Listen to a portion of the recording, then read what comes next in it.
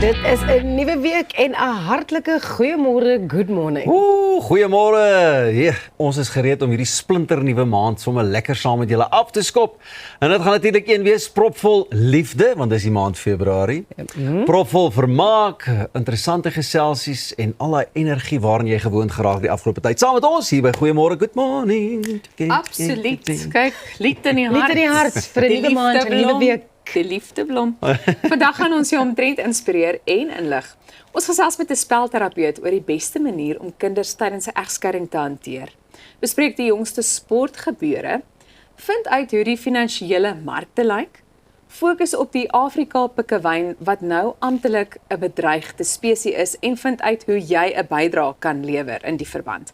En PC Vermaak en Shakira Peach kom deel later nuwe musiek. So baie om na uit te sien. Maak seker jy bly sommer die heeltyd ingeskakel. Yeah, a busy show ahead. How many people do you think it takes to change a light bulb? Nee man, hoe is dit nou? Ek kan Dit dit mos voel soos 'n self doen. stripverhaal. Ja. No guesses? Dis net een persoon man. Een, ek sou ook sê een. Right? Honestly, these days the only thing that really matters is that it's an LED. It doesn't matter how many people it takes to change a light bulb. From March 2026, South African households will see a major change on store shelves when it comes to light bulbs.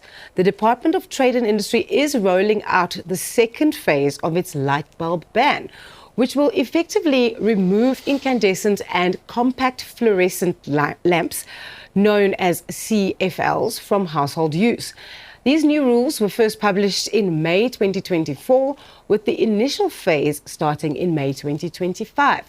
The aim is simple: to improve safety, performance, and energy efficiency. In the first phase, light bulbs producing less than 90 lumens per watt were banned.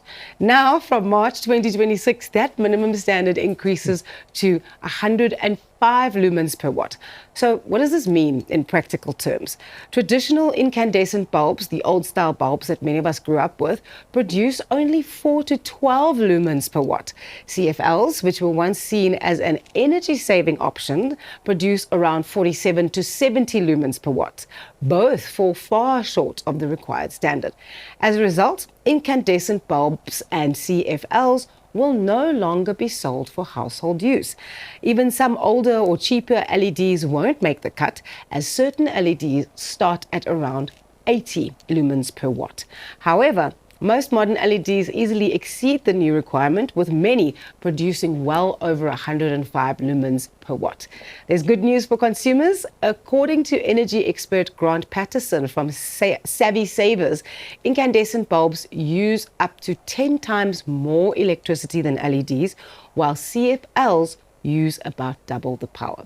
The change will also reduce hazardous waste, especially from the CFLs, which contain mercury. So, come March 2026, the message is clear. Incandescent bulbs and CFLs are out. Energy-efficient LEDs are in. Die ligte, Is aan. die ligte is aan.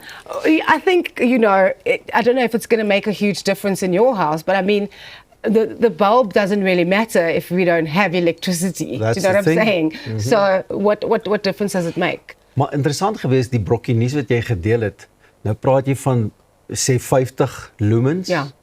En hoeveel krag dit gebruik? En 105 en so. Lyk vir my die manne met die dik snorre en dik brille en goeters, hulle het hulle huiswerkies gaan doen. Dit is nou net om dit te kan implementeer. Ja. Wat dink jy hiervan? Jy weet, ek dink dit is in elk geval iets wat al oor 'n baie lang tydperk nou al met ons is. Jy weet, nou aanleiding van om energie te bespaar. En ek dink nogal die meeste mense met wie ek te doen kry, steur hulle daaraan en net jy weet oorgeskakel na gloeilampe om energie te bespaar. Ek moet ook sê, wanneer 'n mens kyk na komplekse, kyk, ek het mos nou al baie keer in my lewe verhuis. So ek kan nogal hierdie stukkie kommentaar lewer, maar wanneer 'n mens intrek by so 'n woonstel, is dit gewoonlik gloeilampe wat energie bespaar. Ja. So ag, maar wat meer kan 'n mens sê?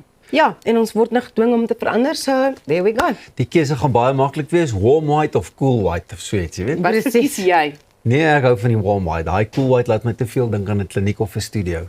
Is genoeg in 'n studio. Maar dit laat 'n mens jonger lyk op foto's. Hoe is dit? Ja. Okay. Kyk, daar's Elsa se brokkie nuus vir die Change om dag. dadelik. Ons change om daar. Dames, as ek nou vir julle sê, wonderkind talente, waaraan sal julle dink? Klein mensies wat baie goed is of op 'n viool of 'n klavier of Klavier. baie goed kan sing. Toneelspeel miskien, ja. ja. Ietsie soos darts, snooker, pool. That's not my go-to. I wouldn't say that would be my first thought, but it looks like you've got a story van die Surprise, prulletjie is aan. surprise. Dis nie elke dag dat 'n 2-jarige jou laat voel jy's dalk bietjie agter in die lewe nie. Maar dis presies wat Jude Owens van Manchester in Engeland reg gekry het. Jude is nou die trotse eienaar van 2 Guinness Wêreldrekords nog voor sy 3de verjaarsdag. Volgens CNN en Guinness Wêreldrekords het Jude op net 2 jaar en 261 dae oud die rekord verbeter vir die jongste persoon ooit om 'n snooker double pot skoot uit te voer. Dis wanneer 2 balle met 1 hou in 2 verskillende sakke ingepot word. En asof dit nie genoeg was nie, het hy net 5 weke later op die ouderdom van 2 jaar en 302 dae nog 'n rekord opgestel. Die keer vir 'n sogenaamde bank shot. Is nou waar die bal eers die kant van die tafel tref voordat dit in 'n sak beland. Sy pa Luke Owens sê hy het sommer vroeg besef daar is iets spesiaals aan sy seun. Hy het Jude se natuurlike talente raak gesien deur die kleuter die snoekerstok vasgehou het asof dit tweede natuur is. Guinness sê Jude is ook een van die jongste dubbel rekordhouers ooit en moontlik selfs die jongste persoon met 'n borskap in hierdie sport. Hy het onlangs selfs 'n spesiale ontvangs by die Britse snoekerkampioenskap gekry en as jy wonder wie sal wen in 'n wedstryd tussen pa en seun, Jude se antwoord is kort en selfversekerd: me, ek. Ag man, hy's nie eers groot genoeg om langs die tafel te staan nie. Daar's Ek wil nog 'n net trappie. sê, Jy kyk sien hier. nie die gesiggie. Kyk, ons het omtrent iets in gemeen. As ek my skoene moet uittrek, dan is dit hoe hoog ek bo die tafel uitstaan, jy weet. So, Kyk hoe klein mense hier. Kan jy ook snooker speel? weet jy, ek kan nie, maar miskien moet ek leer. Miskien is daar vir my 'n toekoms, mens weet nie. Of dit is net daai kwessie van, hy loer net so oor, hy sien jy net die handjie in die stok, ag gat.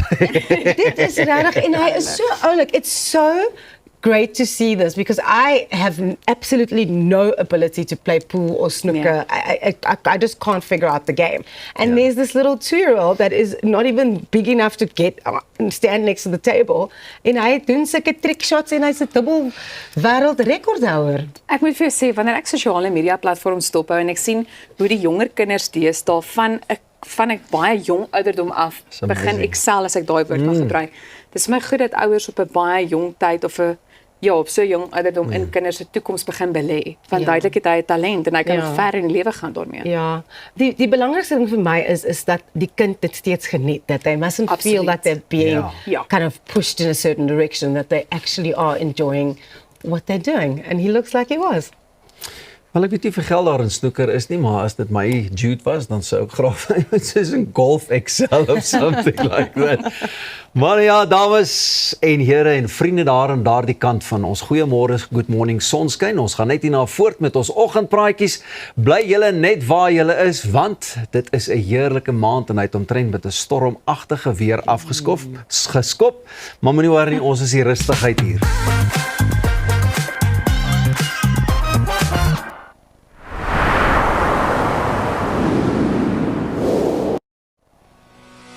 Glide through your estate or golf course in effortless style. iGlide gliders combine comfort, performance, and that feeling of pure motion. Whether it's a morning cruise or an afternoon round, glide with grace and power. Because style isn't just how you ride, it's how you arrive. Luxury in motion. iGlide, the future of movement. A good designer understands when less is more, when more is more, and when function meets to dictate form. With more than 30 years' experience, Carnet Interiors offers design plans that reflect your style and personality. Carnet Interiors offers turnkey solutions for commercial and residential projects. Contact Carnet Interiors today to make your dreams a reality.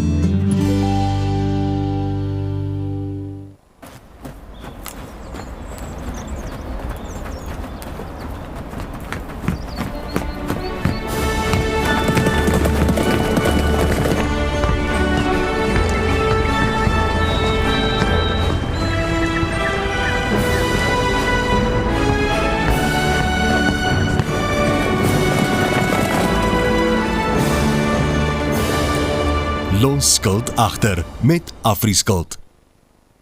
Now is the time to build with a partner who is brave, committed, and hungry to help you. who thinks boldly and differently, leads with understanding, Guided by a team of exceptional minds displays the highest technical excellence, for whom flawless delivery is personal. and acts with total independence. Now is the time to build a lasting relationship with Bravura, To excel, to conquer that new plateau. to live, innovate, and succeed.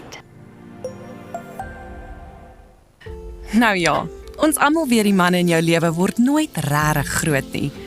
So ook sal ons vrouens en ma's nooit ophou sorg nie. Ophou wonder nie. Is daar voldoende voorsiening gemaak vir eendag? En wie gaan die boedel hanteer? Eksekuteurs, want boedels en testamente is wat ons doen. Besoek eksekuteurs.co.za of kontak jou finansiële adviseur. Eksekuteurs, versekerheid tydens onsekerheid. Die reën ras harder as die lug verwarmer. En ek sukkel om te staan, ek skreeu dan bitterman, bitterman. Verdwaalde druppels, ek is een, maar jy nee.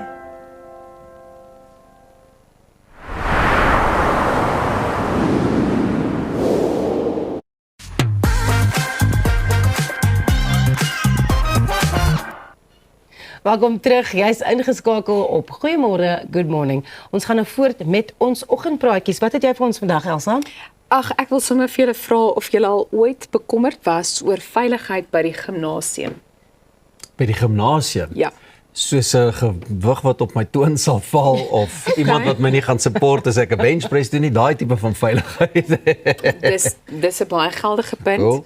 Ek verwys meer na vreemde karakters wat Weet- dalk saam met jou daar is. Ek weet nie of jy onlangs gesien het nie, maar daar is 'n dief wat nou by CrossFit gyms, so then he'll come in and he'll do a trial class, like sign up and everything, and then steal people's phones. Want as jy nou oefen, jy sit jou foon in die klein lokkertjie or the little pigeonhole. So I think in that way, I'm quite scared about theft and that kind of thing, but not really anxious about my safety. No. Ek dink oor die algemeen is 'n mens so gefokus op die feit dat jy daar is om te oefen, maar ek het vandag vir julle 'n interessante storie, want dit klink dalk soos iets uit 'n misdaadreeks, maar dit het in Kaapstad afgespeel. Nou die gimnasium Virgin Active se regspan het die owerhede genader nadat 'n persoonlike afrigter by hulle Constantia Gimnasium ontmasker is as 'n persoon op wie Interpol se spoor is. Die man, Stanislav Stamenov, het tot onlangs as 'n persoonlike afrigter by die gimnasium gewerk. Dit was die geval totdat Daily Maverick navraag aan Virgin Active gerig het om te vra of hulle daarvan bewus is dat hy op Interpol se sogenaamde Red Notice lys verskyn. Hy word deur Roemenië vir dwelmhandel gesoek en word volgens Roemeense owerhede deur 'n 16 jaar lange tronkstraf in die gesig gestaar. Stamenov se foto en profiel was openlik in die gimnasium vertoon en ook op Virgin Active se aanlyn platform. Terselfdertyd was 'n ander foto van hom onder sy volle naam op Interpol se webwerf as 'n persoon waarna daar gesoek word. Na die navraag is Stamenov met onmiddellike effek geskort.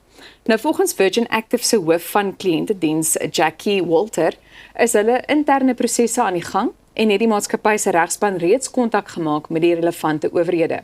Dit is ook nie die eerste keer dat Stamenov se naam met ernstige misdaad verbind word nie.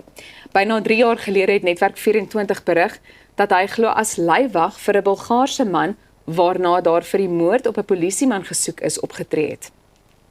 Intussen is Virgin Active se aanlyn blad wat persoonlike afrigters vertoon het, nie meer toeganklik nie, maar Interpol se kennisgewing bly aktief. Ek meen, dit kom vir my terug by die hele kwessie rakende die feit dat 'n mens deeglik moet kyk na iemand se agtergrond ook. Jy weet, daai sogenaamde background checks. Dis daar vir 'n rede. I get that as well, but I mean, if he's managed to evade the police and he's managed to maybe change his name or his appearance, because his point is to hide, like in plain sight, you know, to just kind of fly under the radar and there you are. So I think with the background checks and all of that kind of thing, if they've made themselves a fake identity, Yeah. it is more difficult to then see if someone does have a history of crime and violence. Ek weet nie, ek het net nog nooit van 'n red notice. Wat is 'n red notice nou eintlik? Wat Interpol uitstuur? Is dit nou soos flikkerende rooi ligte? Ja. Julle moet pas op, hierdie ou is regtig 'n gevaar. 'n ernstige lys na aanleiding van mense waarna daar gesoek word en ek dink dis juist die kwessie hier op Interpol se lys. Maar ek dink op die einde van die dag, hoe sal jy ooit weet? Verstaan, as jy byvoorbeeld nou so 'n bietjie afgerig word of wat sal 'n mens nou sê? Dat as jy jy oefen personal saam met 'n training kry. persoonlike afrigter. Ja. Hoe gaan jy weet dat daai persoon werklik nie op so 'n lys verskyn nie? Ja. Dink nie daar's maar reg deur die lewe ook maar eintlik baie wolwe in skaapklere nie, nê? Reg onder Ja. ons neus, die mense wat jy die minste voor sal verwag, het ek ook al deur die jare stories gehoor na dit en dan dink ek, kan dit dieselfde persoon wees of wat moorde gepleeg is of goeders, dan dink jy ek was ook in hierdie ou se geselskap op 'n stadium en ek het niks vermoed nie. Ja. It's really a case of you just never know. And also the fact that it happened at the Constantia Virgin Active in Cape Town. Constantia is a very, very upmarket area. It's like rich in terms of the people that live there in the houses, and this gym, I'm sure, is just like very, very fancy. And the fact that he managed to be there undetected for so long, it's, you know. Ja, ek dink in vandag se tyd raak dit al hoe makliker. En ek dink ook, jy weet al ons weet ook al vir 'n geruime tyd dat daar baie klem gelê word op die feit dat jy persoonlik ook alles van jou kant af moet doen om veilig te wees. Onthou jy in 'n stadium was dit nogal gewild geweest vir mense om in te check op Facebook. Ja. Wanneer hulle die gym besoek en so aan. O, ja. En ek weet daar's toe ook gesê weet pas op daarvoor want daar is karakters wat 'n mens dophou. Ek weet een van my vriendinne was 'n slagoffer gewees van iemand wat haar heeltyd dopgehou het en wanneer sy gimnasium toe gegaan het, was die persoon daar gewees. So soos ek sê oor die algemeen net veiligheid. Ek dink nie dit is 'n plek waar 'n mens noodwendig hierdie wolwe en skaapklere. Maar dink julle nie ons as mense moet ook net meer oplettend wees en bietjie meer ingesteld wees op as jy met mense dit doen kan nie. Daar's mos altyd daai 6de sintuig wat vir jou gaan sê, bly weg of iets krap 'n bietjie hier. Dink jy ons is minder oplettend wat dit dan betref dalk deesdae? But you know what I'm thinking is maybe he was able to hide so successfully because actually he was good as a personal trainer, so that there was just no reason to suspect him. But you mentioned that it's a little bit more kind of difficult to find people now, but I think social media makes it easier because there we have the fact that he was on the Virgin Active website, a picture of him, and that's how they managed to kind of put two and two together at the Daily Maverick. Wou hy regtig nog wegkruip? Ek weet nie. Ai, weet jy, dit is die vraag van die oggend. Baie dankie Pieter. Ja. Sal nog verder daar gesels hier agter die skerms. Nou dit kan soms nogal ingewikkeld raak wanneer kinders in die middel van 'n egskeiding vasgevang is. So ons klop net hierna by 'n spelterapeut aan om uit te vind hoe om so iets op die beste manier moontlik te hanteer.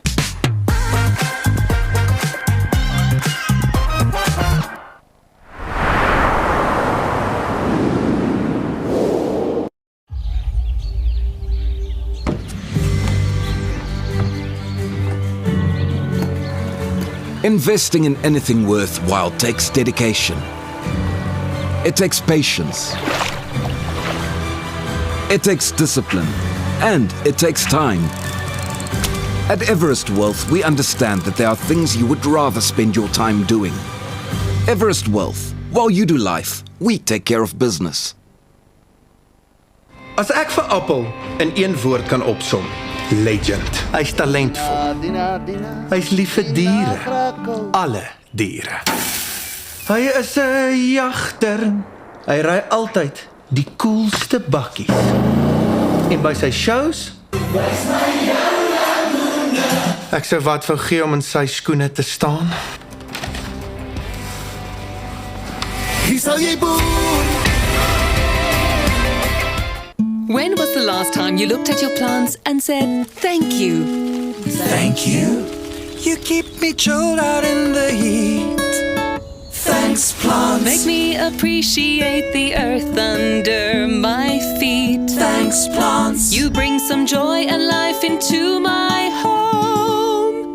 And you're more affordable than expensive art, but just as beautiful against my wall. Thanks, plants. You're a reason to say hey. Thank you, plants. And add some vitamins to my plate. Thanks, plants. You're a get out of jail free card when I had one too many at the bar. Thank you, plants. And on top of everything, you even clean my air. So thank you, plants, for always being there. We as Stark Airs and Plantland say thanks, plants.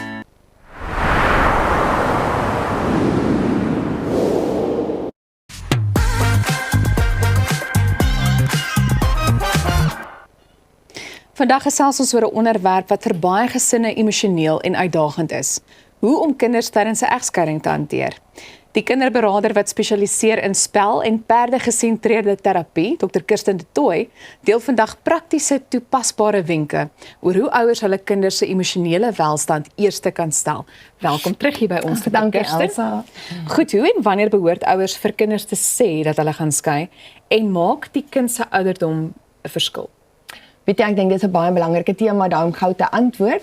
Ek dink sodra ouers besluit het hulle skei en die omstandighede is nie meer goed in die huis nie en veral as daar 'n konfliksituasie ook nog is tussen hierdie ouers, is dit 'n baie belangrik besluit om dan te sê mamma en pappa gaan skei. En hoe hulle moet sê hulle skei. Ons sê altyd ons werk in spelterapie met probleemoplossende gedrag by kinders om hulle tools te leer. Om nou vir hulle te kan sê pappa, mamma het nie 'n plan, kon nie 'n plan maak om getrou te bly nie, is nie eintlik die regte raad nie. So ons sê altyd maar 'n praktiese idee is om te sê hulle twee se legkaartstukkies pas nie meer by mekaar nie. En as gevolg van dit kan hulle twee nie 'n plannetjie maak om dit by mekaar in te druk nie. Maar ons sê nie vir hulle die idee van jy kon nie 'n plan maak nie om nie meer getrou te wees nie. So wanneer en hoe om dit vir hulle te verduidelik is baie 'n belangrike tema en ook om te kan sê sodra die konfliksituasies te erg raak, dan is dit maar 'n tyd om vir die kinders te sê, want kinders is baie sensitief en hulle tel baie vinnig op as daar konflik is by ouers. En ek dink dit is nogal vir my 'n belangrike punt, want ek dink baie mense onderskat dit soms. Goed, nou ek meen wanneer 'n mens kyk na iets soos 'n ouer wat miskien uit die huis uit moet trek. Ek dink dis 'n ander kwessie waar 'n mens wonder, wanneer is dit die regte tyd om daai te kommunikeer en hoe besluit 'n mens watter ouer dit moet wees? Ja, ek dink daar is dit ook om aan te vul met die vorige vraagie Elsa, gaan dit maar vir my daaroor om te sê mense moet gaan kyk waar gaan die kinders primêr woon. Ons probeer altyd 'n kind soveel as moontlik minder te ontwrig om hulle te skuif uit die huis uit. So as die primêre ouer 'n mamma sou wees of die pappa en hulle is in daai huis om hulle in daai huis te hou en dat die ander ouer dan nou 'n nuwe blyplekkie kry. So ons probeer altyd maar die raad en die leiding rondom dit te gee en ook om weer eens wat ons later kan oor praat is hoe om hulle te voor te berei, hoe om dit te doen, hoe om dit prakties vir hulle te verduidelik. Ja.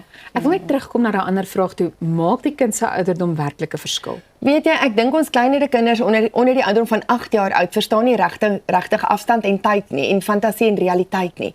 So onder die ouderdom van 8 probeer ons in spelterapie sou die ouers die kinders bring vir terapie om hulle te begelei deur 'n egskeidingsproses. Dan help ons hulle daardeur om dit makliker praktischer te verstaan. Maar onder 'n ouderdom, ek wil amper vir jou sê onder 5, wanneer onafhanklikheid nog nie ingetree het nie, verstaan 'n kleinkind nie eintlik nie. Maar 'n mens moet met hulle kommunikeer. Ek glo in absolute eerlikheid om te kan sê 'n pappa en 'n mamma gaan nou in 2 verskillende huisies bly. So ons gebruik nie gewoonlik die term skei nie of nie meer lief vir mekaar nie, maar ons gaan in 2 verskillende huisies bly dat ons hartjies en ons as 'n span kan saamwerk. Goed, nou kom ons by iets soos huisreëls. Ja. Hoe moet ouers dit hanteer wanneer kinders tussen 2 verskillende huise beweeg? Baie belangrike aspek. Ek dink dit is waarop ek die meeste raad gee in ons terapieproses. Ja. Ons sê altyd vir ouers onthou, julle bly 2 verskillende individuele persone. So daar gaan met tye wees wat daar absolute huisreëls gaan verskil en dissipline gaan verskil, veral indien daar 'n ander party in die persoon se lewe is. So wat baie belangrik is, ons probeer 'n sambreel van reëls te kry dat waar moontlik die roetine dieselfde bly. 'n Eetroetine, 'n slaaproetine, maar in elke ouer huis maak ek gewoonlik met hulle 'n plakkaat wat ons vir die ouers kan sê in hierdie huis is dit pappa se dakkie se prentjie of mamma se dakkie se prentjie, ons huis se prentjie. En dan respekteer jy so die ander ouer indien die kind terugkom na 'n naweek en sê, "Maar by my pappa kry ek 3 koekies." En dan kan jy sê ek gee nie om nie, dis pappa se reëls met sy 3 koekies, maar in hierdie huis kan ons 5 koekies kry. So ek dink baie belangrik is respekteer mekaar se grense, respekteer mekaar se reëls, want onthou 'n kind gaan altyd 'n mamma en 'n pappa of 'n ouer wil tevrede stel. So die huisreëls is belangrik. Ja, en ek dink dis gewoonlik waar die grootste konflik dan begin ontstaan. Absoluut, absoluut. Goed, dan wil ek ook uitkom by iets soos oupas en oumas. Hoe sou jy die rol van hulle tydens 'n egskeiding beskryf? Ek dink dit is ook 'n baie swaar rol vir die oupas en die oumas, want onthou, hulle is nou daar om te glo hulle het hulle kleinkinders vir die res van hulle lewe. En ongelukkig met baie hoë konflikgevalle het ek dit al gesien, sekere oupas of oumas word ook geskuif as gevolg van die een ouer se konfliksituasie. So baie belangrike rol daar. Ons moet vir die ouers kan sê, dit is nie die oupa en die ouma se keuse gewees, dit was hulle keuse, maar familieverhoudings en respek moet nog daar wees. So dieselfde wat ons die huisreëls deurwerk met 'n pappa en 'n mamma wat skei of ouers wat skei, moet ons definitief ook gaan kyk na die rol van oupas en oumas om hulle betrokke te hou. Dr. Kirsten, wat word as gesonde kontaktye tussen ouers beskou? Weet jy, ek dink ons meeste kinderrowe is maar terug weer op 'n primêre residensie vir ouers om vir kinders een huis te gee, een adres te gee. Daar is nog wel ouers wat gedeelde toesig kry, 50-50, maar oor die algemeen is dit maar weer terug op die ou tradisionele manier van elke tweede naweek en 'n keer 'n week 'n oorslaap of 'n kontakbesoek. Ek is baie pro daarvoor om vir 'n ouer te kan sê, ek wil jou kind weghou van jou nie, maar ons moet vir 'n kinders ook rotine gee. En onthou, die lewe gaan oor 'n keuse. Die lewe het gebeur. So dan gaan iewers 'n ouer wees as sy kind minder gaan sien as die ander, as die ander ouer. So gesonde kontak vir my sou ek sê as dit op die tradisionele manier is, maar elke tweede naweek alternatieweek hulle 'n naweek en dan 'n midweek kontak, want dit is te lank vir 'n kind om vir 'n 7 dae nie 'n ouer te kan sien nie. Dis net te lank. Absoluut. Hoe kan ouers kinders fisies en emosioneel vir die afwisseling tussen die verskillende huise voorberei? Ek dink baie belangrik daar ook, Elsa, is ek het 'n baie praktiese metode wat ek met ouers deurwerk in my terapieproses met slaapieboksies wat ons maak. Onthou, 'n kind het 'n 3-dimensionele brein of wat baie hoog funksioneer tot op die ouderdom 8 jaar oud. So voor dit wat ek nou gesê het, verstaan hulle nie afstand en tyd nie, glad nie. So deur om 'n fisiese plakkaat met hulle te maak met boksies, slaapieboksies wat hulle oopmaak in die oggende, tel hulle die slaapies af om te weet wanneer is dit 'n pappa daggie, wanneer is dit 'n mamma daggie. So 'n praktiese voorbereiding, 'n kalender wat hulle kan maak, want om vir hulle te gaan sê oor 3 slaapies, hulle gaan nie verstaan nie, want hulle het nie die idee van die tyd en die afstand nie. So ek dink praktiese voorbereiding aan beide ouers se kant, want dan gaan dit daai kind emosioneel sterker maak en dit gaan die kind voorberei dat daai erge skeidingsangs nie voorkom nie, want dis nou weer 'n ander aspek wat ons weer baie kry by die kindertjies. Goed, ek wil vir 'n oomblik stil staan by die feit dat jy vroeër verwys het na wanneer daar miskien 'n nuwe lewensmaat in een van die ouers se lewens is of dalk in albei se lewens is. Hoe moet 'n mens te werk gaan om 'n kind daarvoor voor te berei? Ons sê altyd dit hang nou maar af van elke unieke situasie by die gesin, né? As dit is dat daar 'n betrokkenheid was al in die huwelik en die kinders weet daarvan, dan is dit nou maar so. Maar gewoonlik as kinders nog nie weet nie, daar was nog nie blootstelling nie, gee ons eers daai rouproses tyd dat die kinders moet aanpas tussen 'n pappa en 'n mamma se egskeiding dat hulle uitmekaar uit is. Maar deur dit is dit ook 'n belangrike voorbereiding, maar niemand kan 'n waarborg gee op die lewe nie, Elsa. Niemand kan sê wanneer is jy reg vir 'n tweede persoon in jou lewe nie. Dit is die lewe en jy gaan dit moet vertrou. Maar wanneer ons 'n blootstelling gee, dan hou ons van 'n voorbereiding net eers as in 'n sosiale groep, 'n kuier saam met die ouer, en dan stelselmatig die ouer bloot te stel aan die kindertjies. Ja. Ek dink as ek ons gesprek moet opsom, sou ek sê dit kom alles neer op goeie kommunikasie, Dr. Kirsten. Baie dankie dat jy vanoggend weer 'n draai by ons kom maak het. Goed, nou dis byna tyd om die sportveld aan te durf. So ons is binnekort weer terug. Jy's ingeskakel by Goeiemôre, Good Morning en onthou dat jy ook 'n draai op ons YouTube kanaal kan gaan maak om weer na hierdie gesprekke te kyk.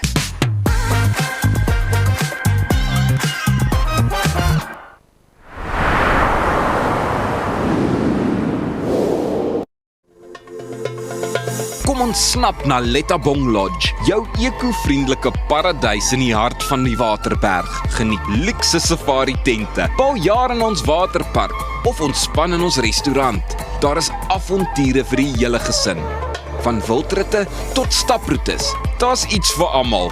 Ervaar die rustigheid van die Bosveld, net 2 uur vanaf Pretoria. Boek nou by Lettabong Lodge, waar onvergeetlike oomblikke wag. So the missus told me to get my ducks in a row and start doing some work around the house. So I'm here at my local paint trade. Hey Tiny, how's the kids? I'm a busy man. Luckily, they have everything I need under one roof. I wasn't born yesterday. I know quality. That's why I choose their ProMac range. It's a quality paint because their paint spreads further. So get yourself over to Paint Trade Woods. They turn painting projects into child's play. We're gonna be alright. Let's go higher, lift me higher, lift me higher. We're gonna be alright. Lift me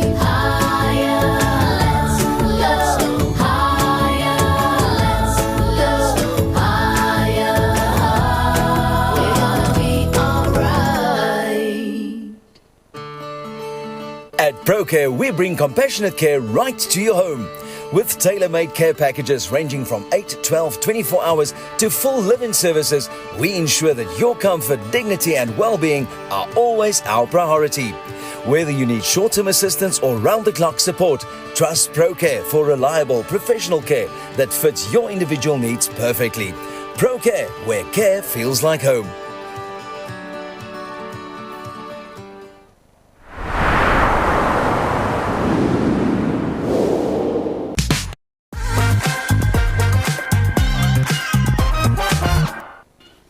Nou ja, as jy nog nie vir die dag opgewarm het nie, is dit nou jou kans, want Anie is hier met die jongste sportnuus. Goeiemôre. Môre. Jy moet so 'n naweek begin met die Australiese Ope, heel duidelik. En Carlos Alcaraz het Novak Djokovic as 'n inspirasie geprys en ook 'n uitroep aan sy landgenoot Rafa Nadal gerig nadat die Serviese legende nadat hy die Serviese legende eerder in 4 stelle verslaan het om sy eerste Australiese Ope titel te verower en al 4 die groot titels in sy sak te steek. Alcaraz 22 is nou die jongste man om die Grand Slam te voltooi deur al 4 hooftoernooie te wen nadat hy Djokovic 2-6, 6-2, 6-3 en 7-5 op die Rod Laver Arena geklop het. Nadal, self 'n 22-malige Grand Slam kampioen en 'n 2-malige Aussie Ope wenner, was heel voor in die Rod Laver Arena en het geglimlag terwyl hy gekyk het hoe sy landgenoot van 'n stel af terugtrek om die tweede Spanjaard te word om die titel te verower. Alcaraz het gesê dis 'n bietjie vreemd om Rafa in die paviljoen te sien. Ek dink dis die eerste keer as 'n professionele persoon, want ek weet jy het my dopgehou, sê hy vir Rafa toe ek 14 of 15 jaar oud is. En dit is so 'n eer om voor jou te speel. Ons het wonderlike gevegte op die baan gehad en dit was 'n eer om die baan met jou te deel. Dankie dat jy hier is. So mooi is dit. That's beautiful. Dis pragtig. Ek is so bly vir hom because this is the one title that has kind of eluded him for a while. So, I mean, to do this at 22, I can't imagine what other tennis we're still going to see from him because look at Djokovic, he's 40 and he's still playing. He's still in finals and he's doing the things. 40 is around the corner for him. And the amazing thing is that the match against Yannick Sinner on Friday was an absolute thriller. It was a thriller, but I do think that it was probably a bridge too far because that match must have really hurt and the recovery isn't quite the same. I feel sorry for Djoko. I would have liked to see a 25th title because I think Alcaraz can still get a lot of them, but Djoko's time is quickly running out. The sands of time is going. I don't think he would want to hear that. I know. He's still full steam ahead with his career. I still believe in him too, but boy oh boy, it gets tough at the top there. En dan Sewes, Springbok Sewes hoofafrigter Philip Snyman het sy frustrasie en teleurstelling uitgespreek oor sy span se 4de plek by die HSBC Sevens in Singapore. Die Blitsbokke het albei wedstryde in die nasionale stadion gister verloor, eers teen Frankryk in die halfeindronde en toe teen Nieu-Seeland in die uitspeelstryd vir die 3de plek.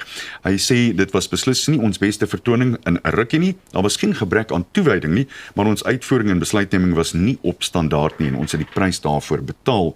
Suid-Afrika het van die bopunt van die puntelys na die 3de plek geval met 46 punte na die naweek. Fiji is in hul eerste toernooi van die 2026 wêreldreeks wat hulle toe nou gewen het, om heel bo aan die puntetabel op te skuif, 52 punte, met Nieu-Seeland nou in die 2de plek 48. En ek gee nie om agter Fiji te wees nie, maar ek hou nie af van om agter Nieu-Seeland te wees nie.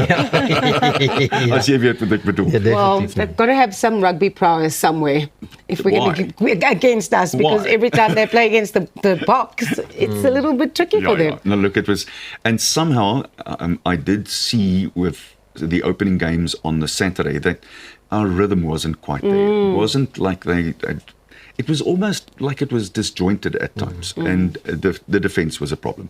At the same time, they finished 4th.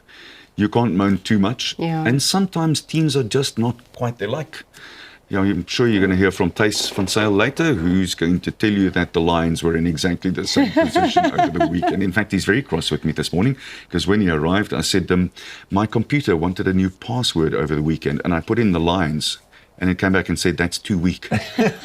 Shame. I kry nie lekker nie. And then lastly, the Pakistani government cleared its national team only late yesterday, to compete in the T20 World Cup starting from February the 7th, but stopped them from playing arch rivals and tournament co-hosts India. The government of Pakistan grants approval to the Pakistani cricket team to participate in the T20 World Cup. However, the Pakistan team shall not take the field in their match scheduled on the 15th of February against India. The government release said Pakistan will fly to Colombo today after a week of uncertainty in the wake of Bangladesh's expulsion from the tournament. So in the end, I honestly stand back with this and I'm going, is this where sport should be? Is dit regtig waar ons behoort te wees met sport op die ou einde? En dis nie vir my, dis nie 'n goeie ding nie. Dit kan sekerlik nie 'n goeie ding wees as state, as goewermente vir sportspanne begin voorskryf waar jy moet speel en waar jy nie moet speel nie. En dan dink ek die internasionale kriketraad het ook 'n verantwoordelikheid om te sê, julle moes met hierdie ding vorendag gekom het lank voordat ons Indië toe gegaan het. Dis nou effens laat, of jy speel of jy's uit, soos hulle met Bangladesh gemaak het. En miskien gaan hierdie ding nog 'n nadraai hê, maar met Bangladesh klaar uit is dit klaar alreeds baie moeilik om te sien dat hierdie wêreldbeker, die T20 wêreldbeker verteenwoordigend gaan wees van al die spanne in die wêreld wat daar behoort te wees. So what happens when that team doesn't play the game? They just don't get the points. They'll forfeit the points, yeah. If Okay. they don't pitch up, then India will win. And again, is that fair towards the other teams who have to play all their matches and have to pitch up and perform? And India now know that they've got those points in the bag. That's sorted, which is silly. Slegte politiek vir my daai man. That's the thing, Peter. It's seemingly that politics is kind of encroaching on sport more and more. We've seen it in the tennis world where Svitolina doesn't shake hands with Russian or Belarusian tennis players when she is playing against them. But so it's difficult to kind of choose a side because you want to go along with what your country feels about a political situation. But sport should surely be the field where everyone is equal and where all of those kind of things don't pop up, that it's something that you kind of leave. I always think to myself that sport should be elevated above this stuff. But then I'm also thinking back to our isolation years. Yeah, exactly. And how effective sport isolation in particular was to get South Africa to a point where, amongst other things, I mean, economically, I think it was by far the biggest blow of all. The country suffered under economic sanctions, but the sporting sanctions also to a great degree forced South Africa's hand to go, we can't carry on like this. We want to play sport in a normalized society. So at 6 of one and a half a dozen of the other, it's so difficult to make your choice about that. Ek weet nie hoe nie. Kom ons kom 'n bietjie van daai swaar enetjie af, net nog terug. Ek weet dis ook ou nuus verlede week gebeur, maar die West Indies en die Proteas met die T20. You were at the game I was on at the Wanderers. It was and? spectacular. It was so fun to watch. And of course, Pink Day means such a lot. It does such Yes. good work for Yeah. breast cancer awareness. Over 2 million rand raised. Brilliant. Yeah, Brilliant. spectacular. Dis wonderlik. En ek moet daarom net sê, daar was nou reën in donderweer en dit was net 10 beurte, maar die aantal lopies wat geslaan is weer eens was asemrowend. Die West Indies het uitgekom skielik soos wat ou gewoond was aan hulle om uit te kom. Maar nou kyk hoe vlieg hy. Annie, baie dankie, sien uit na 'n opwindende week vir sport saam met jou. Dis al vir ons nou tyd het, maar jy moenie weggaan nie, want net hierna fokus ons 'n bietjie op jou geldsaake saam met ons minister van finansies tuis. So ja, hier kom vir jou sports. Nee, ek maak net 'n grapie. Bly ingeskakel.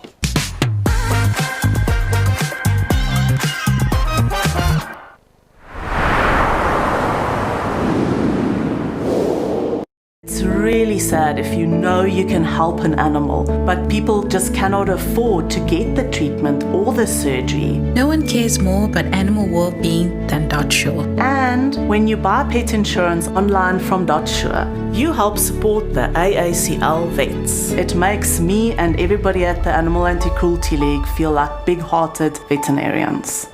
For wholehearted pet insurance, go to dotshore.co.za.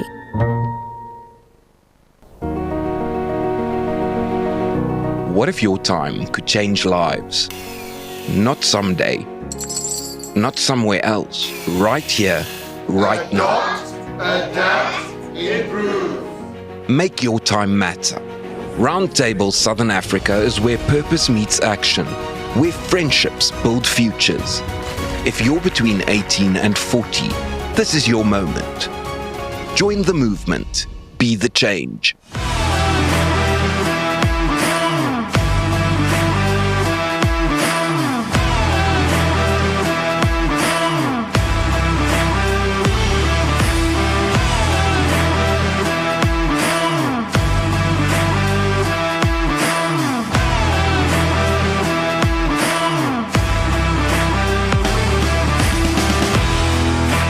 ACDC Express.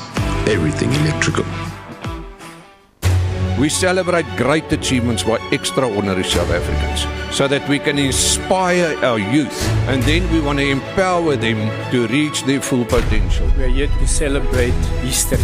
He who has a big enough why can bear with any how. They will leave behind a legacy.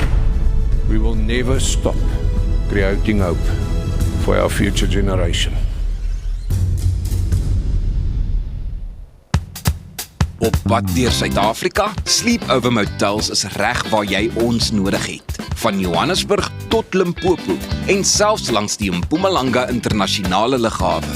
Ons bied bekostigbare gerieflike kamers met gratis Wi-Fi, veilige parkering en alles wat jy nodig het vir 'n sorgvrye oornagstop. Slaap rustig en ry slim. Sleepover, jou tuiste langs die pad.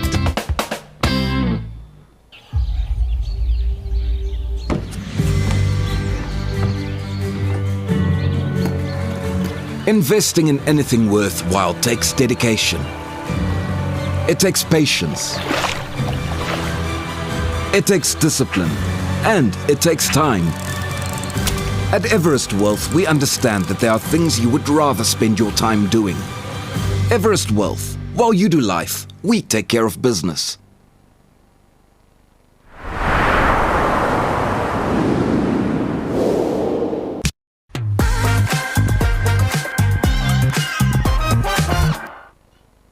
Ons gesels nou oor finansies, maar moenie skrik nie want ons leermeester Thys van Sail is hier. En ons is nou in die maand van liefde en begrotings, maar wat uitstaan was die minister van Finansies wat die uitnodiging aan die publiek rig vir insaag tot die jaar. So, ons gaan nou 'n paar vrae rakende ons begroting hanteer om uit te vind wat kykers moet dophou. En Thys, ek is so bly jy is hier om vir ons te vertel wat dit is. Welkom terug. Wat is fout met Suid-Afrika se finansies? Weet jy, asof voordat ek gaan aangaan, ek nou nie volg my laptop by my nie, want my wagwoord het nie gewerk nie. Jy weet, want toe ek Lions insit, toe sê vir my, you're too weak. Dankie Arnold. Maar ek het hom verander na 'n sekere ander woorde, boel. Ja, julle kan julle wys. Okay. Maar kom ons praat ek eroor. Jy weet, bilmarkte, bullseye, jy weet, daai van goeie. So nou nie prakties en wat sou jou eie gevoelens van daarse volg nie, Paul was jy is. Ek dink ja, nommer 1 om mee te begin, Februarie, ons gaan 'n bietjie die maand stil staan by die begrotingsrede en ek dink ja vir 'n goeie rede. Ek dink die kykers daar buite laat hulle ook 'n bietjie verstaan. Jy weet, 'n bietjie dieper kan saamdelg saam met ons en basies kan sien ja, wat is die do's en die don'ts en wat het Suid-Afrika in die verlede verkeerd gedoen. So 'n bietjie teruggaan, jy weet, oor die laaste 10 jaar, 15 jaar selfs, jy weet, om daar ook byvoorbeeld te gaan kyk onder die verskillende administrasies en verskillende ministers van finansies. Ek dink dit gaan nogal baie interessant wees. So, bly maar aangeskakel, elke maandag ons 'n bietjie daaroor gesels. Maar wat basies weet fout is op hierdie stadium met Suid-Afrika se finansies is ons basies, jy weet, maak dieselfde fout wat al die vorige administrasies al gemaak het. So met ander woorde, ons begroting is eenvoudig te groot vir die hoeveelheid kapitaal wat ons in. So dit is 'n baie eenvoudige som. So met ander woorde, as my uitgawes R1 is, maar ek kry net 80 sent in, uit die aard van die saak en ek wil my lewensstandaard handhaaf, dan gaan ek skuld maak. Okay, so met ander woorde, ek 'n kredietkaart kry, en oor getrokke fasiliteit by die bank gaan kry, of wat ook al die geval mag wees, maar dan is al lenings op terme en terme is op lenings. Okay, so met ander woorde, as ek 'n korttermyn lening vat, dan is my rentekoerse geneig om baie hoër te wees. As ek 'n langtermyn lening vat, het ek basies weet sekuriteit wat ek kan handhaaf, soos byvoorbeeld 'n eiendom of wat ook al, maar my rentekoerse, my terugbetaling, jy weet, se premies maak my nie noodwendig dood nie. So dit is baie dieselfde as ons basies gaan kyk na algemene begroting van 'n land. So met ander woorde, ons het X bedrag nodig as gevolg van infrastruktuuropgraderings of nuwe infrastruktuur, salarisse wat ons moet uitbetaal en gewone uitgawes wat natuurlik weer ook 'n baie groot rol speel. Maar daai is maar net van die groot elemente. As ek genoeg geld het, moet ek leen. Goed, so waar moet die minister miskien kostes besnoei en waar moet hy dit eerder beskerm? Ek dink as byvoorbeeld daarna gaan kyk, dan is daar so 3 elemente wat 'n baie groot rol speel. En ons sal 'n bietjie later ook in die wat sal maand ook bietjie meer detail gaan wat dit aan betref. Ek dink plekke waar ons nie kan besny nie, is basies jy weet in onderwys, ons gaan kyk na veiligheidsdienste, die polisie, as basies gaan kyk na watersanitasie en natuurlik infrastruktuur. So daai is elemente waar ons glad nie kan sny nie. En indien ons byvoorbeeld by daai elemente sny, gaan die arm mens net armer word. En jou middelinkomste groep kan baie vinnig basies afval na die lae inkomste groep nog steeds. En ek dink as Suid-Afrika te baie groot risiko's daarby kom. As ons gaan kyk goeders wat ons moet beskerm, is basies en meer moet eintlik op gaan spandeer, is dan nou wel infrastruktuur opgraderings, as byvoorbeeld dan nou ook gaan kyk na Eskom, as ons gaan kyk na ons waterkrisis wat ons het, lekkasies, baie eenvoudige net onderhoudskostes, wat moet bestee word, maar jy kan net iets so lank basies, in onderhoud hou, dan moet jy dit vervang.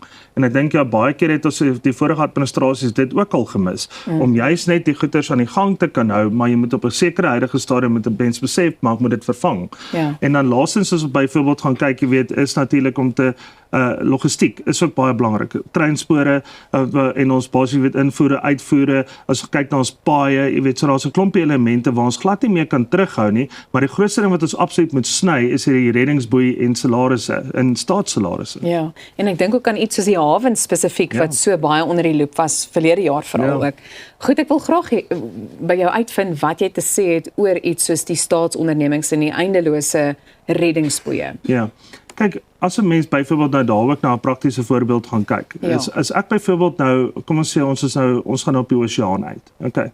So daar's 'n sekere hoeveelheid reddingsboeie wat elke boot op hom het wat 'n standaard is. Okay. So vir 'n sekere grootte boot is daar 'n sekere hoeveelheid lewensboeie. Okay. So met ander woorde, want dan kan net sekere hoeveelheid mense gered word uit 'n reddingsboei uit, want dan kan net soveel mense van die skip afval prakties gewys. Okay. Of selfs as ek verby iets gaan en 'n ander boot is dalk in moeilikheid, dan het ek genoegsame reddingsboeie om byvoorbeeld 'n paar van hulle te kan uittrek. Maar as my reddingsboeie opraak, wat gebeur? Dan moet ek maar aangaan, hulle gaan verdrink. Verstaan? Dit is niks wat jy omtrent dit kan doen nie. Okay. En dit kom daarop neer, presies dieselfde, jy kan net soveel reddingsboeie wat son beskikbaar stel, en jy kan nie die heeltyd om uitgooi nie, want een of ander tyd gaan jy uitraak van hulle en daar is nie genoegsaamheid van hulle nie. En dis maar basies weer die probleem wat Suid-Afrika het op hierdie stadium. Ons het ontelbare reddingsboeie. So ons gooi net, en die regering waarborg basies, as hulle finansiering uitreik vir state-owned enterprises, om hulle weer en weer. En daardeur leer jy ook geen verantwoordelikheid, vir die persone wat byvoorbeeld daai state-owned enterprise basies bestuur nie. En daar is ook nie nagevolge nie. Ja. Jy het nou vlugtig verwys na die krag- en watersituasie. Dit kan groei belemmer, né? So hoe moet hulle te werk gaan? Die probleem wat ons het met krag is nie nou al 'n probleem nie. Ek dink dit het nou al 'n leefstyl geword. So dit is basies nou maar net daai element van ons is al gewoond daaraan. As 'n Suid-Afrikaner aanvaar ons dit. As ons 2-3 dae sonder krag sit, is dit nie einde van die wêreld nie. Ons het nou al aanbeweeg na solar toe, ons het nou al batterye. Dis al 'n braaivleispraatjie om te sê, maar hoeveel wat som solar het jy? Of hoeveel batterye het jy? Hoe werk jou batterye? Wie het jou batterye ingesit? Daar's nie meer finansiële besprekings rondom braaivleis nie, is om te sê, maar hoe lyk jou solar stelsel?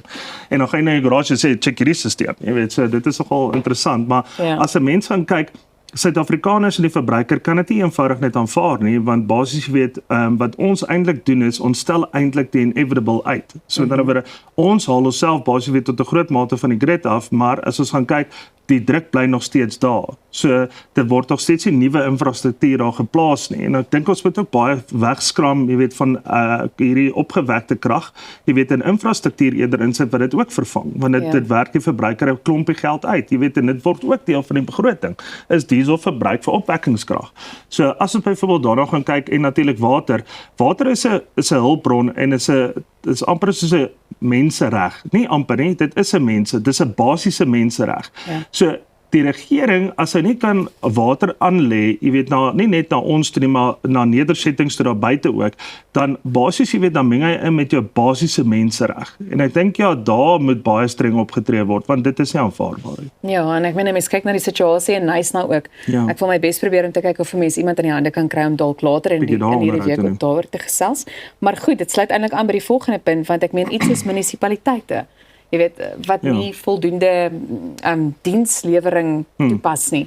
dis waar burgers dit gewoonlik die meeste ook voel. Ja, en as mense ook gaan kyk byvoorbeeld, hulle kwalifiseer ook nie op hulle audits nie. So dit sê vir jou, okay, daar is 'n onderbesteding of 'n oorbesteding of daar's net eenvoudig geen besteding nie, of daar's roekelose besteding. So jou grootste probleem is die munisipale tipe van bestuurders wat aangestuur word, jou burgemeesters en jou algemene bestuur, jou exco, jou manco, daai tipe van elemente word so baie kere geontwrig. Jy weet, na nuwe wat so aanpassings, nuwe aanstellings, nuwe administrasies, daai tipe van goeder. So stabiliteit is absoluut die orde van die dag.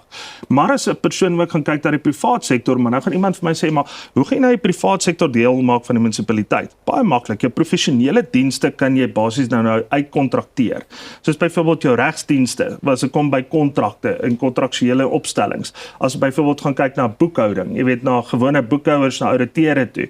Jy weet, so net om bietjie daai onafhanklikheid te kry op veld wat baie belangrik is van finansies en regsaspekte en elemente. En natuurlik dan dit ook bekend te kan maak vir die algemene publiek. Plaas die begroting van jou watse munisipaliteit op die webtuiste en wys, hierdie is basies fase 1 vir die jaar, fase 2, 3, 4, hier is die beplanning, hier is wat ons al bestee het, hier is ons tekortkominge ensovoorts. Jy weet, sodat jou publiek ook proaktief kan sien wat gebeur. Laat hulle nie byvoorbeeld net uitvind, okay, maar nou dit gebeur en nou gaan soek ons die redes daarvoor hê. So privaat sektor kan definitief daai stabiliteit veroorsaak. Daar's 'n hele paar mense wat wonder oor iets soos bemagtiging en of BBBEE werklik werk soos wat dit moet. Kyk, die grootste ding is, en dit is eintlik so 'n moeilike ding om oor te gesels. Jy weet, want die meeste van die gebesigheid en sakeondernemings daar buite is onderhewe aan hierdie watsaam regulasie. En natuurlik as ons kyk, dit is ook uitgesit vir aggressiewe tipe van finansiële hervorming, maar en ekonomiese watsaam hervorming. Niks daarmee fout nie. Ons het net 'n probleem, of ek het 'n persoonlike probleem met die korrupsie wat gepaard gaan saam met dit. So ek het glad nie 'n probleem om byvoorbeeld 'n tender of byvoorbeeld 'n dienslewering of wat ook al die geval mag wees uit te gee aan enige bemagtigingsaksie nie. Of dit nou swart, wit, pink, pers is, maak nie saak, die werk moet gedoen word. En ek dink daadwerklik Suid-Afrikaners is op hierdie punt, maak nie saak wat se tipe van politieke partye ondersteun nie, is alle Suid-Afrikaners is fed up. Jy weet, ons wil eintlik net die diens moet gelewer word en die instandhouding moet plaasvind en ons wil gewone infrastruktuur hê, ons wil skole hê vir ons kinders, ons wil gesondheidsfasiliteite hê, ons wil gewone polisiedienste hê, ons wil net die normale lewe hê wat eintlik vir ons bepaal is om te kan hê binne in Suid-Afrika en word van ons ontneem as gevolg van 'n klompie elemente, maar dit begin by 'n begrotingsrede byvoorbeeld. Goed, wat sê moet nou prakties in die volgende 2 jaar gebeur? Ek dink as 'n mens het gaan kyk, jy weet, om regtig vir 'n plan bymekaar te kan sit, en ek hou daarvan, jy weet, dat die minister byvoorbeeld die privaat sektor uitgenooi het vir 'n paar voorstelle. Maar kom ons kyk maar wat gebeur met daai voorstelle, maar ek dink as 'n mens gaan kyk, ja, doen dit stap vir stap. Ek dink die mense het hierdie groot omdraai nodig nie. Jy weet, dit kom weer terug op daai skip. Jy kan nie net 'n skip net eenvoudig, jy weet, 180 grade omdraai nie. Jy weet, daar's 'n hele proses wat moet plaasvind. Maar as 'n mens gaan kyk, is dit moontlik in Suid-Afrika met die ondersteuningsnetwerke wat ons het, die privaat sektor wat gewillig is om te help, en natuurlik die ondervinding wat reeds al opgebou is oor die jare van sukkel, want as jy 'n probleem het en jy het hom klaar geïdentifiseer, is dit eintlik baie maklik om te gaan regmaak as jy die kundigheid inbring om hy te kan regmaak. En ek dink dis die belangrikheid. Vergeet van ons eie minister van Finansies. Vanoggend is dit kaptein Thys van Sail. Kaptein. Span die seile. Wat 'n uit. Baie dankie. Nou goed, die Afrika-pikewyn is nou 'n bedreigde spesie. Nou hoe kan ek en jy 'n bydrae lewer en 'n verskil maak? Wel, ons vind net hierna uit by die Wêreld Natuurfonds. Jy's ingeskakel by Goeiemôre Good Morning. Ek hoop jy het al daai eerste koppie koffie agter die rug en dat die tweede een reeds in jou hand is.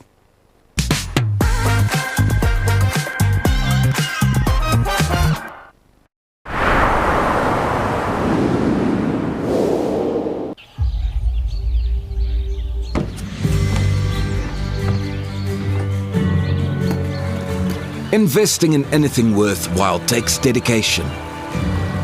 It takes patience. It takes discipline. And it takes time. At Everest Wealth, we understand that there are things you would rather spend your time doing. Everest Wealth. While you do life, we take care of business.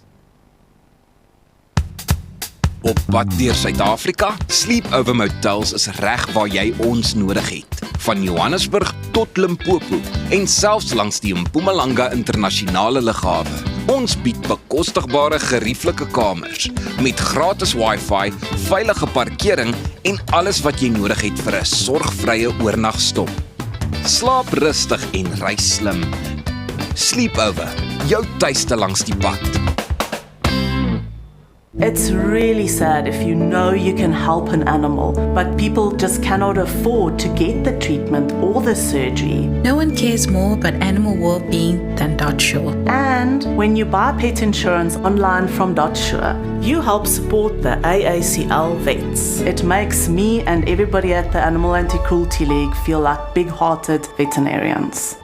For wholehearted pet insurance, go to dotsure.co.za.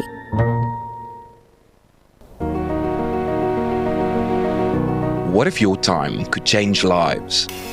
Not someday, not somewhere else, right here, right now. Adapt, improve. Make your time matter. Roundtable Southern Africa is where purpose meets action, where friendships build futures. If you're between 18 and 40, this is your moment. Join the movement. Be the change.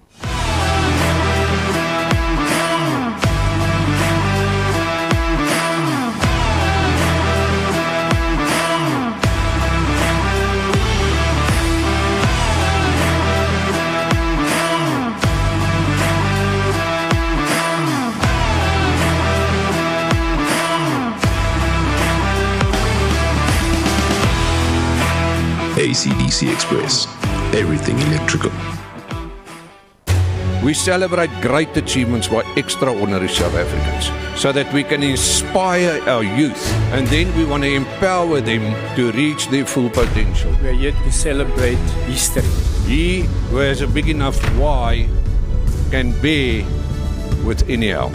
They will leave behind a legacy. We will never stop creating hope for our future generation.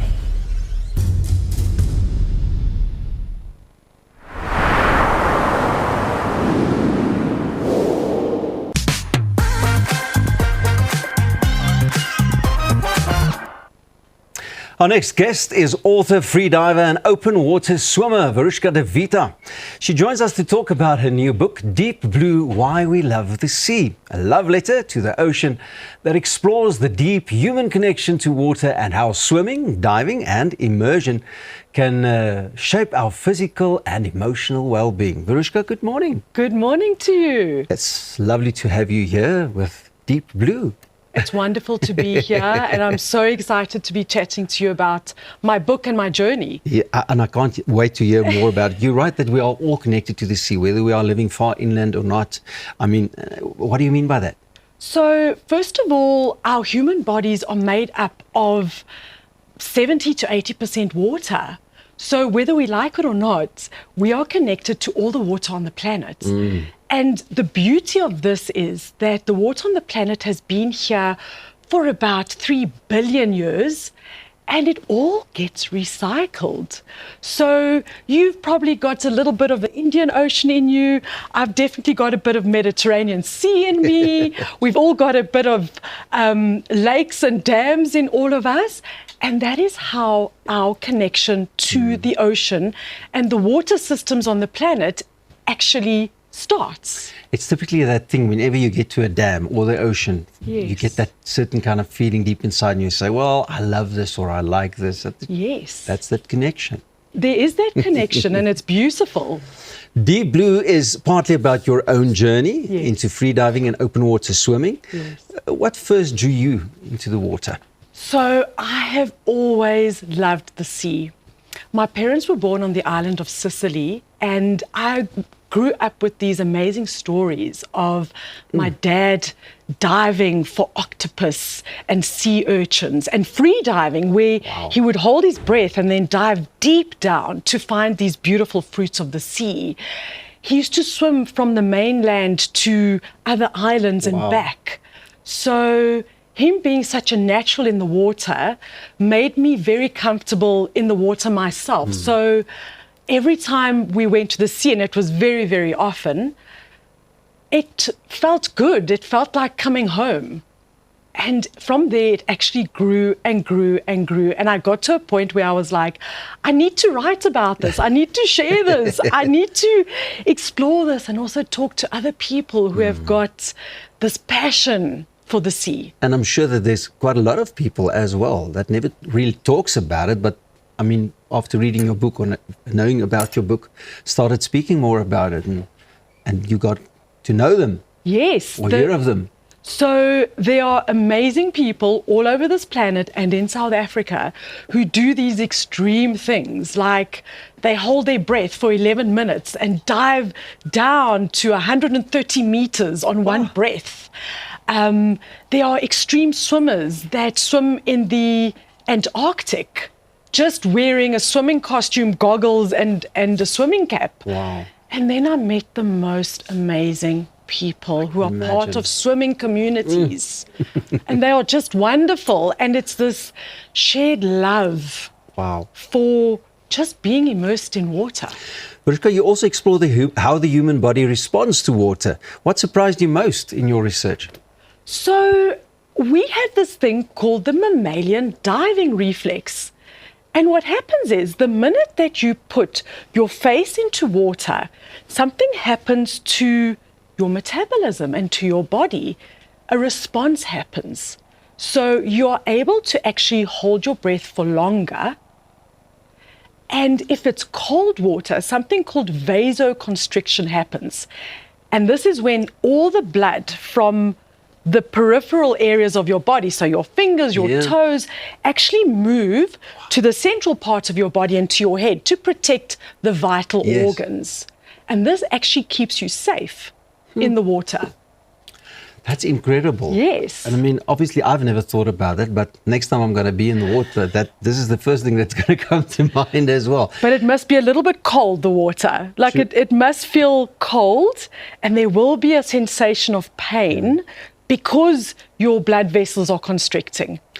And then it feels beautiful. So is Deep Blue only for people who love the sea, or can someone who's never swum in the ocean still connect with it? Absolutely. Everyone has their own connection to the sea, and that might even be fear. People believe that their ancestors live in the sea. For other people, it's a space of healing. So, yes, I recommend that anybody who's even remotely curious about the ocean and the sea can actually read the book. I also would love people to have more respect for the sea. There's a lot of pollution. As we know, plastic pollution is a problem. Yeah. It's in all of our waterways on the planet. So the more people love the sea, the more they respect it, the more they'll look after it and protect it. Can't wait to get my hands and my eyes on your book, and thank you for coming in this morning, and all the best of luck with Deep Blue, Why We Love the Sea. And yeah, absolutely heartwarming and eye-opener for me as well this morning. Thank you very much.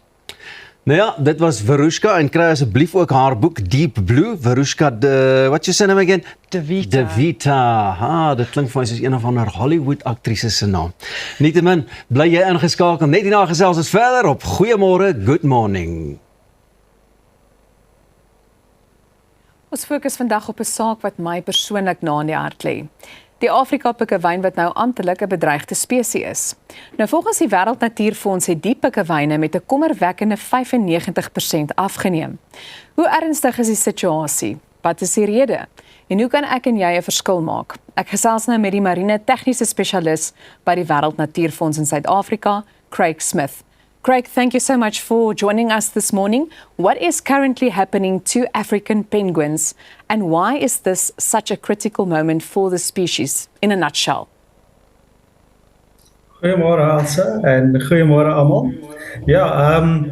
It is a major concern. African penguins, or in terms of the viewers, many may not know that African penguins is the only species of penguin on the African continent. What's more is that in 2024, African penguins was classified as critically endangered by the IUCN. And in terms of the rate of decline of African penguins, IUCN is predicting that basically African penguins will go extinct in the wild by 2035. that's in less than 10 years' time. So that's a major, major concern for a very iconic, charismatic species that is basically only found in South Africa and partly in Namibia. What are the main reasons behind this rapid decline? There's been many reasons for the decline of the African penguin, so it's quite a complex issue. There's been some historic factors that's caused the decline from when the islands used to be scraped for the guano, so the penguin guano, but the importance of the guano was it provided a habitat for the penguins to nest. So those islands have been scraped bare, so that's a problem for the penguins in terms of their habitat and for nesting. With that, we also basically have impacts of climate change. So any excessive heat or flash flooding causes the penguins to abandon their nests, abandons their chicks, which is also a problem for the breeding success of penguins. We have issues with predation, land-based predators, sea-based predators, that's also impacting penguins. But the most severe concern is basically the amount of food in the ocean. So penguins are specialist predators. They feed on small pelagic fish. These are small fish, sardine, anchovy, as many people are more familiar with sardine. And these penguins feed on it. And they're also an indicator species of the health of the ecosystem because they feed on these low trophic species that kind of feeds the whole ecosystem. So we've got major concerns with regards to the ability or the availability of these small pelagic fish, which is also causing a food shortage for penguins. Now, I personally love them. I went to visit them in Baldur's Beach or at Baldur's Beach. The WWF has an African penguin adoption initiative. I just want you to tell us a bit more about, how it works and how the viewers can get involved protecting this iconic species, because I've also made a contribution, but please explain this initiative to us. Yeah. Now, thanks, Elsa. I understand that you have symbolically adopted a penguin, so well done. And for any of the viewers who have done likewise, excellent. For those that haven't, it may be something to consider. The rationale behind the symbolic adoption is to raise awareness about some of our species that are in trouble. And so your financial contribution goes a long way to assist WWF in working with government, in working with other partners, to ensure that these species are basically protected. And so that is the reason for the symbolic adoption program. Mm-hmm. Yes, and then also, you get this adorable plushie, if you'd like. I think it's very creative, and I hope that more people will get involved. I also want to ask you, maybe just to end this conversation, what solutions are being put in place to manage these challenges, and how effective are they? We've got about a minute left. A minute left. Very quickly. So the food priority is still the major concern. Some big wins in the conservation sector has been in terms of core foraging grounds of the breeding colonies have been protected through a court case against government. So it's a major win for the penguins, but that's not the end of the story. We still need to ensure that the small pelagic fishery that targets the food of penguins are better managed, so that basically when the Department of Forestry, Fishery and Environment declares quotas, that the quotas take into concern what their needs are from the environment. So it's not just penguins, it's all the top predators in the marine ecosystem that depends on sardine and anchovy for food. Craig, thank you so much. Nou ja, daar het jy dit. Maak 'n verskil, lewer asseblief 'n bydrae en besoek WWF of liewer donate.wwf.org.za. Help die pikkewyne. Jy's ingeskakel by Goeiemôre, Good Morning en ons is nou weer terug.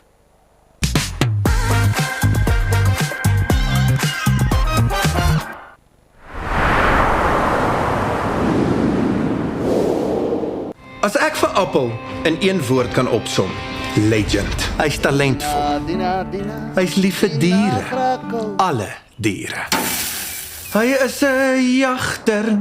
Hy ry altyd die coolste bakkies. En by sy shows, ek sou wat wou gee om in sy skoene te staan. Hier sal jy boer. When was the last time you looked at your plants and said, thank you? Thank you. You keep me chilled out in the heat.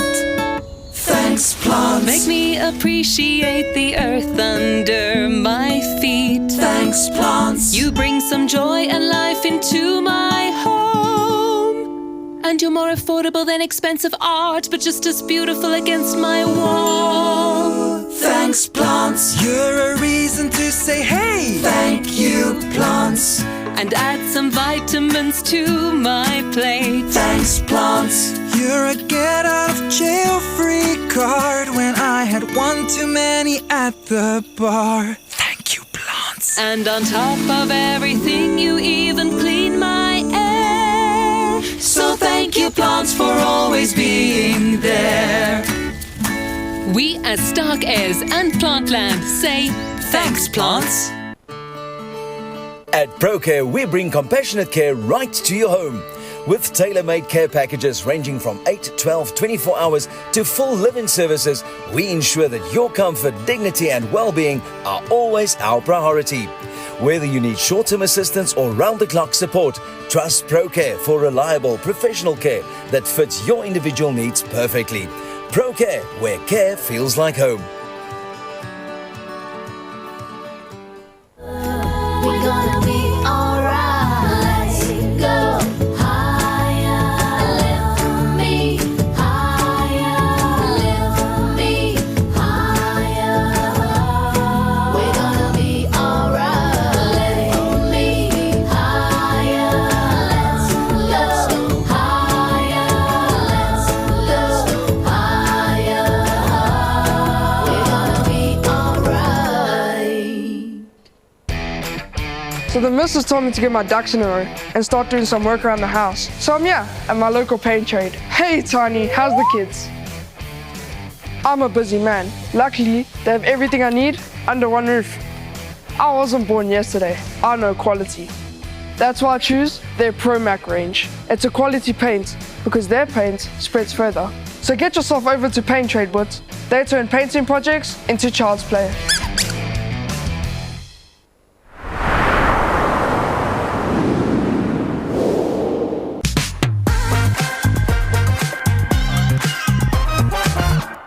Wie sê jou middeljare is die einde van die pad? Dis 'n nuwe begin.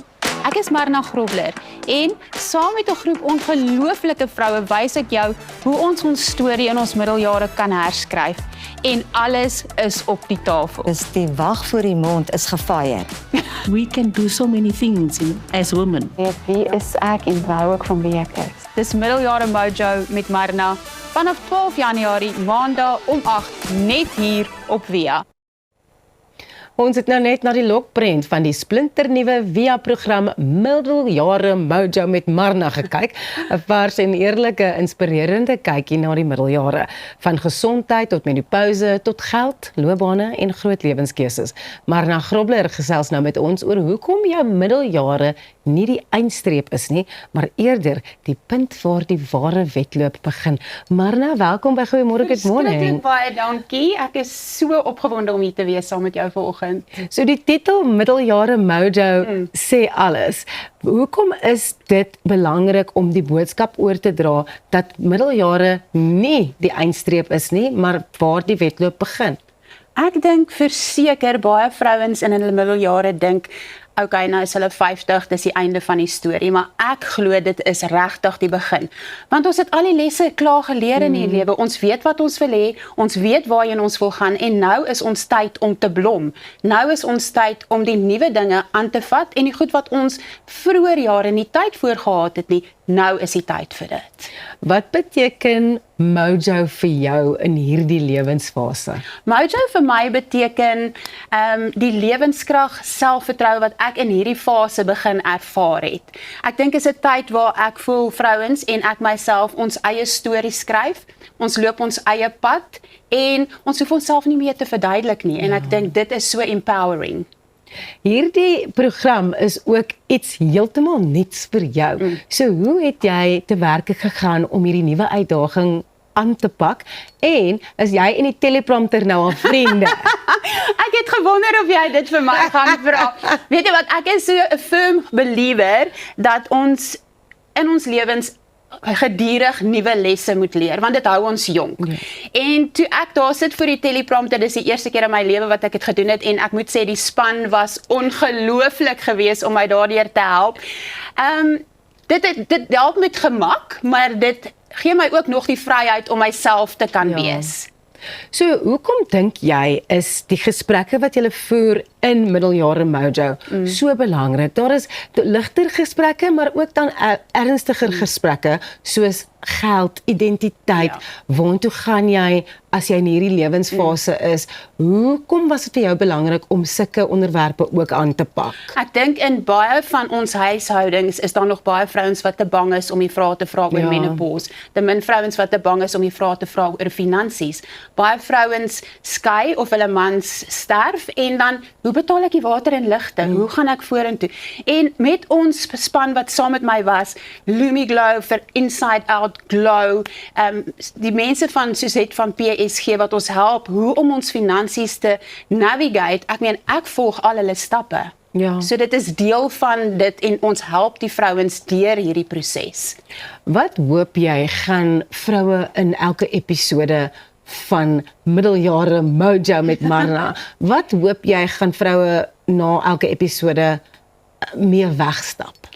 Ek dink ek sal in my wens is, en dis my ongelooflike platform wat ek ontvang het om op te praat en hierdie vrouens se stories te kan deel, om dat hulle kan weggaan met 'n passie in hulle hart en dat hulle weet, nou is my tyd om te skyn. Nou is my tyd om al daai goedjies wat ek nooit voor tyd gehad het nie, nou is my tyd om dit te doen en ek is nie alleen nie. Ons moet as vrouens hande vat in hierdie middeljare en gesels oor dit en die stil bly, soos daai een gas op my program gesê het, die wag voor die mond is gefaaie. Ja, ek het gesien dit in die lokprent. Sy stel dit so mooi. Perfek. Blykbaar is daar 'n storie van 'n eentjie wat mense met dop hou.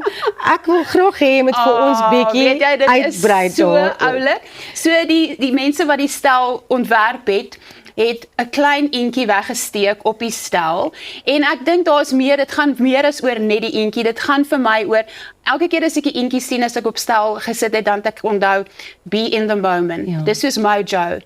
Be in the moment, waardeer die klein goedjies en dit het elke keer net vir my die grootste glimlag gegee as ek daar gaan sit het en ek het die eentjie gesien en nou het ons besluit, nou kan die kykers ons begin help soek na die eentjie en een persoon het hom al gekry, maar ons hou dit baie doodstil, so die eentjie is daar om jou te herinner, onthou jou Mojo en onthou om die waarde te sien in die kleiner goedjies in die lewe ook. Ek wil nou eintlik vir jou gevra het, hierdie hele reis waarop jy is met die program en so, dit is seker vir jou ook so 'n groot leerproses en dit wat jy self uit die program uitkry, is jy kyk seker soms na jouself soos 'n kyker selfs. Ek kyk na myself as 'n kyker en dis wat ek voorheen gesê het, ek is so blessed en bevoorreg om al hierdie vrouens se stories te kan deel, dat hulle my vertrou, maar ook die deskundiges wat ons op hierdie program het. Die produkte wat ons kan gebruik, die ou Nutricia kollageen wat ons kan gebruik om net 'n joernaal met die Piperie se baie mooi dagboeke en ek leer net so baie soos my kykers, net so baie. Maar nou ter afsluiting, wanneer kan mense Middeljare Mojo met Marna kyk? Maandaande, so vanaand 8uur op Via en dan is daar herhalings Woensdaande en Vrydaande. Waar kan mense vir jou volg om te sien hoe jy in jou lewe omgaan? So ek het 'n platform, 'n webwerf 50andme en dan my Instagram is Marna 50andme. Marna, baie dankie dat jy vanoggend met ons gesels het en ons sien uit om elke nuwe episode van Middeljare Mojo met Marna te kyk op Via. Verskriklik baie dankie. Bly ingeskakel want net hierna is ons terug met musiek. Shakira Peach en PC Vermaak is hier.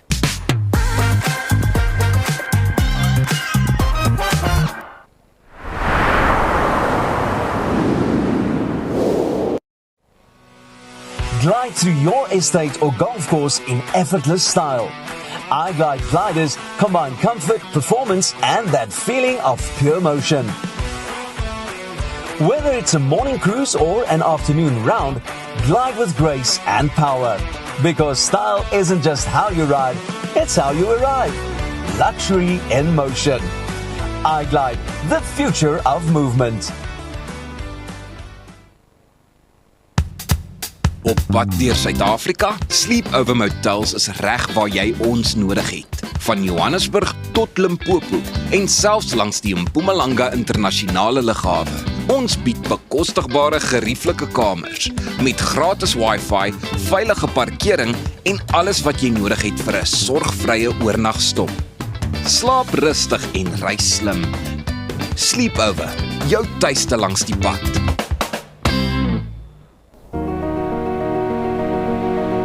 What if your time could change lives? Not someday, not somewhere else, right here, right now. Adapt, improve. Make your time matter. Roundtable Southern Africa is where purpose meets action, where friendships build futures. If you're between 18 and 40, this is your moment. Join the movement. Be the change. A good designer understands when less is more. When more is more. And when function meets to dictate form. With more than 30 years' experience, Carnet Interiors offers design plans that reflect your style and personality. Carnet Interiors offers turnkey solutions for commercial and residential projects. Contact Carnet Interiors today to make your dreams a reality.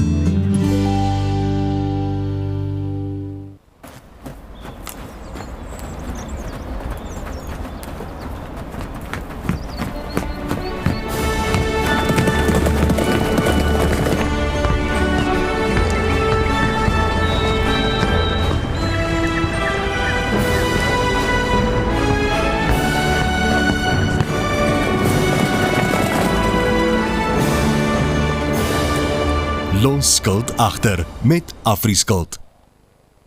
Now is the time to build. With a partner who is brave, committed, and hungry to help you. Who thinks boldly and differently, leads with understanding, Guided by a team of exceptional minds. Displays the highest technical excellence, For whom flawless delivery is personal. And acts with total independence. Now is the time to build a lasting relationship with Bravura. To excel, to conquer that new plateau. To live, innovate, and succeed.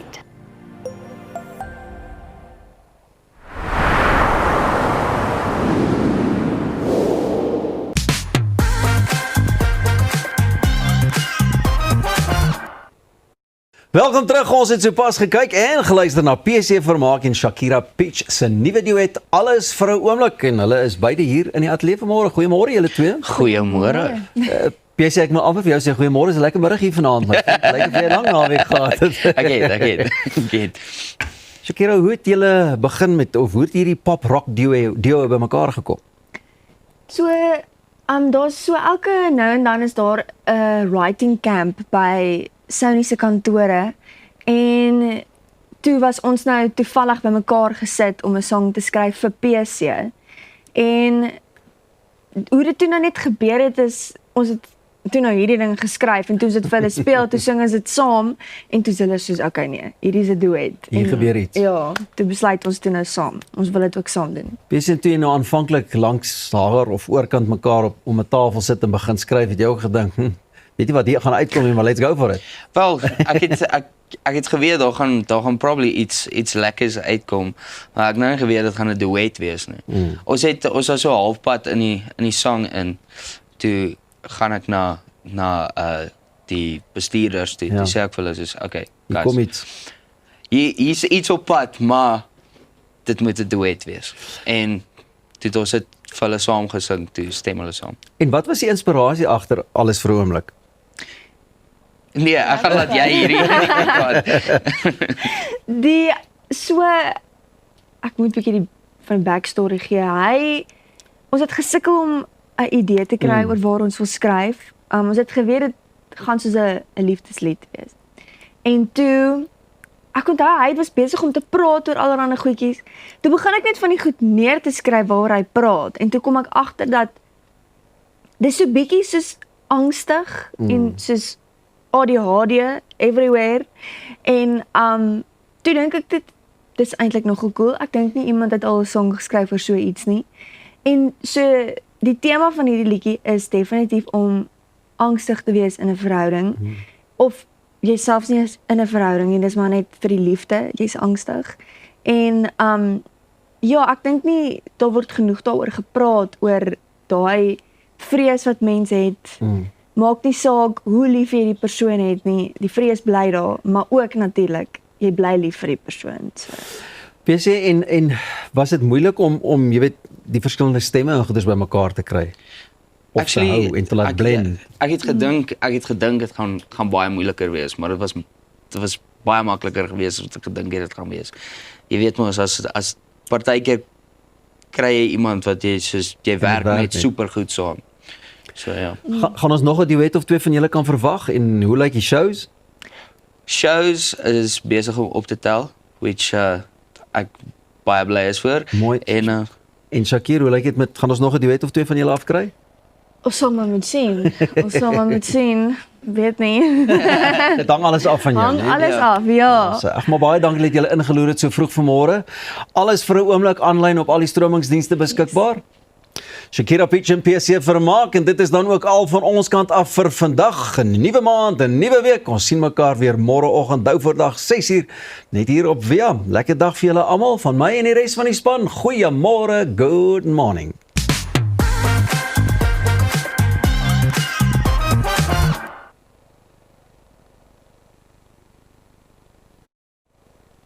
Erin raser, as die lug verwarmer.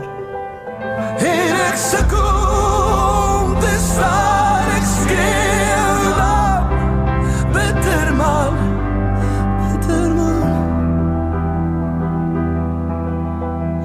Verdwaalde druppels, ek is een, maar jy nee. Glide through your estate or golf course in effortless style.